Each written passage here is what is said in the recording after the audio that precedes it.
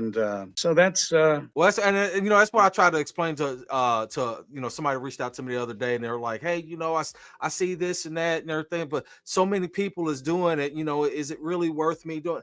Absolutely.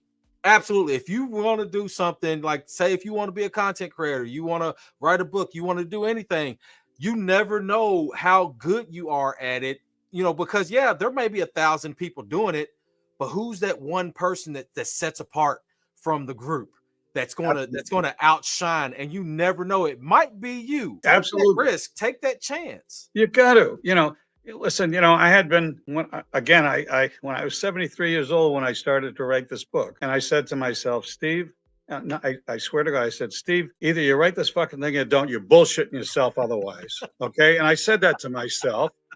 So I wrote it. And I could have just said to myself, you know what? And that was, part of it was I good enough? Could I write a book that's good enough? And I've had it 40 reviews now, and they've been telling me it's good enough. And I just had another one from Writer's Digest that said it's a great book. So, everybody has those doubts, but most people don't have the balls to share them, or they're not honest enough.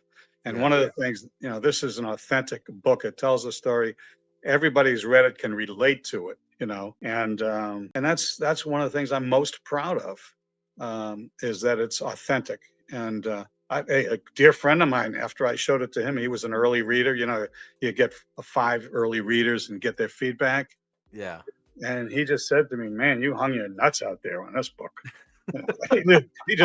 He looked at me and said, are you out of your fucking mind? I said, no, I had to do it, man. Well, I mean, like I say, it's those honest conversations that people need to hear, and either hear or read.